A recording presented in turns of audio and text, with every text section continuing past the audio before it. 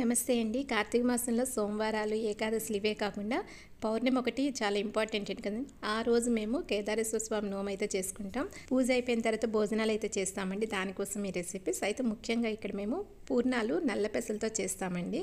So అవి కూడా చూపిస్తున్నాను. దానికోసం స్పెషల్గా ఈ నల్లవి పెసర్లు ఉంటాయి కదండి, వాటితో చేస్తాము. కానీ ఇక్కడ అవి దొరకలేదండి, అందుకని చెప్పేసి నేను గ్రీన్ కలర్వే తీసుకున్నాను. ఈ గ్రీన్ కలర్ బ్రౌన్ కలర్లో వచ్చేటట్టు మనం వేయించుకోవాలండి. చాలా బాగుంటుందండి టేస్ట్ అయితే. దీన్ని చల్లగా అయిపోయినంత వరకు మనం వెయిట్ చేయాలి. కొంచెం ప్రాసెస్ అయితే పెద్దదే ఉంటుందండి.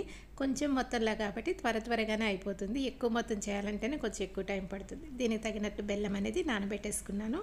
తర్వాత వీటిని చల్లగా అయిన తర్వాత ఇట్లా దంచుకోవాలండి. అంటే ముక్కలు అయిపోవాలి వాటిని, అప్పుడే మనకి ఈజీగా కుక్ అవుతుంది. లేకపోతే ఎన్ని విజిల్స్ పెట్టినా కూడా ఇది అస్సలు కుక్ అవ్వదండి. సో అందుకని మొత్తం కూడా ఏ దేంట్లో అయితే వేయించానో అందులోనే ఈ విధంగా చేసేసుకుంటున్నానండి. చాలా సింపుల్గా బ్రేక్ అయిపోతుంది, ఉడకడం మాత్రం కష్టం అవుతుంది అన్నట్టు.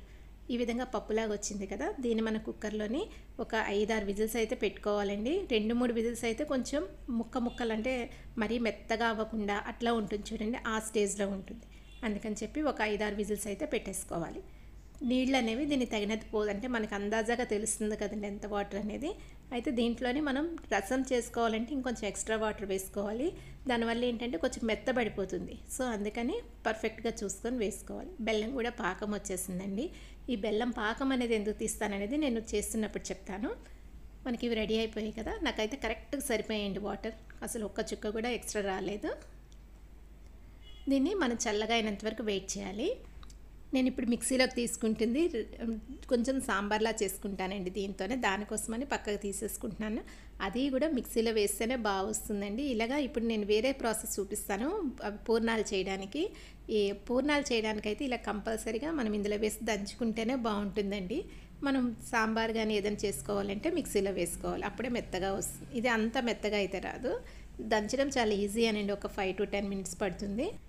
ఈ రోజు పసుపుగా ఉంది కదండి, అంటే మొన్న గౌరీ పౌర్ణమికి చేశాను కదా పూజ, అందుకని చెప్పేసి ఇంత పచ్చగా ఉందన్నట్టు. అది కడిగినా పోవట్లేదు. ఇంటి దగ్గర అమ్మ ఆడించి తెస్తారు పసుపు, సో అందుకు చాలా ఛాయగా ఉంటుంది అది, ఎంత కడిగినా పోదన్నట్టు. ఈ విధంగా మెత్తగా రుబ్బుకోవాలండి. రుబ్బుకొని ఇందులోనే పాకం వేసేసుకోవచ్చు, లేదంటే అంతా తీసి కూడా వేసుకోవచ్చు. పాకం అని చెప్పాను కదండి, నార్మల్గా బెల్లం డైరెక్ట్గా వేసేస్తారు. అలా వేసేసినప్పుడు ఏంటంటే ఒక్కొక్కసారి బూర్లు అవి విడిపోయినట్టు అయిపోతాయండి నూనెలో వేసి వేయించుతున్నప్పుడు. అందుకని చెప్పి పాకం తీసి వేసుకున్నాం అనుకోండి పర్ఫెక్ట్గా వస్తుంది అన్నట్టు. అంటే కొత్తగా చేసిన వాళ్ళకి కూడా పర్ఫెక్ట్గా సరిపోతుంది, అంటే చేయడం వచ్చేస్తుంది అన్నట్టు, అంత బాగా వస్తాయి పాకం వేసినట్టయితే. ఇందులోనే వేసుకోవాలి. మనం పైన తోపు అంటాం కదండి, బియ్యం మునపప్పుతో చేస్తాము, దాంట్లో కూడా ఈ పాకం వేసుకుంటేనే సరిపోతుందండి. ఇది వేసి కలిపిన తర్వాత మనకి ఉండలాగా ఫామ్ అవుతుంది, అయినా కానీ మనం కొంతసేపు అయితే వెయిట్ చేయాల్సి ఉంటుంది.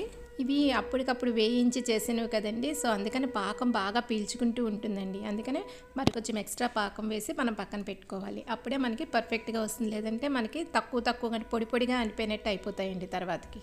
ఇందాక కొంచెం పక్కన పెట్టేసుకున్నాను కదండి ఇలా మిక్సీలో వేసుకొని, సో దీన్ని బాగా పేస్ట్లా చేసుకోవాలి, అప్పుడే మనకి ఈ రసంకి అయితే బాగుంటుంది. ముక్కలుగా అయితే అంత బాగుండదు, అంటే మరీ మెత్తగా అయితే అవ్వదండి. మనం దంచుకున్నాం కదా, మరీ మెత్తగా అయితే అవ్వదు. అందుకని చెప్పేసి ఈ విధంగా పేస్ట్ లాగా అయితే చేసేసుకున్నా. ఇప్పుడు పూర్ణాలకి పైన తోపు అంటాం కదండి, పైన అంత లేయర్ లాగా ఉంటుంది కదా, దానికోసం అయితే బియ్యం మినపప్పు ఈ రెండు కూడా మన దోసల పిండి తీసుకుంటాం కదా, అది తీసుకుంటే సరిపోతుంది. ఒకవేళ మీరు దోసల పిండిలో బియ్యం ఎక్కువ వేసారనుకోండి, అంటే మనకి బాగా క్రిస్పీగా రావాలని వేస్తూ ఉంటాం కదా, అలాంటి టైంలో అంటే అలాగాని చేసినట్టయితే కొంచెం మైదా పిండి వేసుకోండి, మీకు పర్ఫెక్ట్గా వచ్చేస్తుంది. అందులో కూడా కొంచెం పాకం వేసుకొని మనకి కావాల్సిన కన్సిస్టెన్సీ చూసుకొని పక్కన పెట్టేసుకొని ఇంకేముందండి, చక్కగా పూర్ణాలు అయితే వేసేసుకోవడమేనండి. చాలా సింపుల్గా అయిపోతాయండి. ఇలా పాకం తీసి వేయడం వల్ల ఏంటంటే మనకి అది బయటకు వచ్చేది అన్నట్టు. ఒక్కోసారి మనకి ఇట్లా చీరిపోతుంది అంటారు కదా, అలాంటిది ఏం జరగకుండా నీట్గా వస్తుంది. అయితే ఇవి కొంచెం కలర్ అయితే బ్లాక్ కలర్లోనే వస్తాయండి, అది వేయించాం కదండి, అందుకు కొంచెం డార్క్ వస్తుంది. అందుకని చెప్పి కొంచెం డార్క్ కలర్లోనే ఉంటాయి. ఈ పూర్ణాలు అయితే రెడీ అయిపోయాయండి, చాలా పర్ఫెక్ట్గా వచ్చాయి చూడండి, చక్కగా వచ్చేస్తాయి కదా. ఇవి 2-3 రోజులు ఉన్నా కూడా చాలా బాగుంటాయండి. అంటే ఇప్పుడు వెదర్ కూడా కొంచెం చల్లగా ఉంది కాబట్టి బయట ఉంచేసినా పాడైపోవండి. ఇంకా ఈ ఆయిల్ పాడైపోయింది అంటే కిందనంతా నల్లగా ఉంది కదా, డైరెక్ట్గా వడకట్టేసినా బాగానే ఉంటుందండి, కానీ చిన్న చిన్నగా నల్లగా ఉంటాయి కదా, అది మనకి రావడం కష్టంగా ఉంటుంది. అందుకని చెప్పేసి నేను ఫిల్టర్ పేపర్ మధ్యలో పెట్టి చేస్తున్నానండి. అయితే ఇంతకుముందు కార్న్ఫ్లోర్ వేసి చేసి చూపించాను కదా ఒకటి, దాని మీద అయితే చాలా కామెంట్స్ వస్తున్నాయి ఏంటంటే మైదా పిండి వేయచ్చా అది ఇది అని. సో నేను దానికి కూడా ఇంకొక వీడియో కూడా చేసి పెట్టాను. అయితే దానికి దీనికి తేడా ఏంటంటే అందులో మరీ చిన్న చిన్నగా ఉండి కిందన అంటేసి అట్లా ఉన్నట్టయితే మనం కార్న్ఫ్లోర్ యూజ్ చేస్తామండి. ఇది మరీ అంత పాడవకుంటుంది కదా, అందుకని అంటే తక్కువగా ఇదైనప్పుడు మనం ఇలా టిష్యూ పేపర్ పెట్టి యూజ్ చేసుకుంటే మనకు నీట్గా వచ్చేస్తుందండి. చూడండి మనకి ప్యూర్ ఆయిల్ అనేది వచ్చేసింది కదా, మిగిలినంతా టిష్యూ పేపర్లో ఉంటుంది. అది కొంచెం మనము ఇట్లా మనం క్లాత్లో వేసి ఇలా నొక్కినప్పుడు వస్తుంది కదండి, అలా చేసుకోవచ్చు. మరీ ఎక్కువ అయితే ఆ పేపర్ చిదిగిపోతుందండి. అందుకని చెప్పేసి చాలా లైట్గా ప్రెషర్ ఇవ్వాలన్నట్టు. తర్వాత ఈ మధ్యలోని అంటే కొంచెం వర్క్ ఎక్కువ ఉన్నప్పుడే కదండి అన్నీ అటు ఇటుగా అవుతాయి. ఈ స్టాండ్ అయితే ఇరిగిపోయిందండి, అంటే మనం ట్రైపాడ్ అయితే పెడతాం కదా, అది ఇరిగిపోయింది అన్నట్టు. ఇంకా వీడియో అయితే చేతితో పట్టుకొని చేస్తున్నానండి, అంటే మధ్యలో ఉండిపోయింది కదా అటు ఇటు కాకుండా. ఇంకా దీంతో రసం అయితే పెట్టేసుకుంటున్నానండి. ఏదైతే మనం పేస్ట్ చేసి ఉంచుకున్నామో దాంతో రసం పెట్టేసుకుంటున్నాను. చాలా సింపుల్ అండి.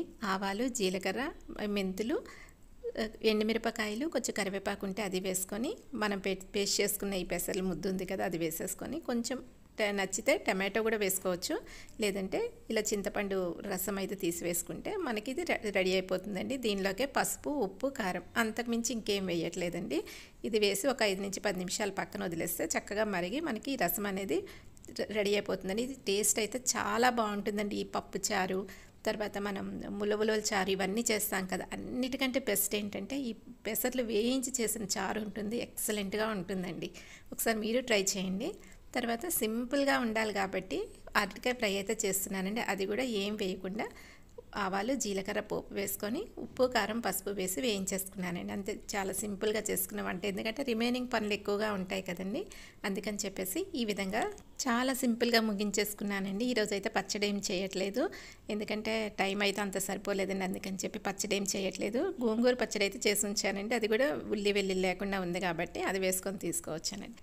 ఇవేనండి నేను చేసిన రెసిపీస్: పెసలతో చారు, అరటికాయ ఫ్రై, పూర్ణం బూర్లు. Thank you for watching.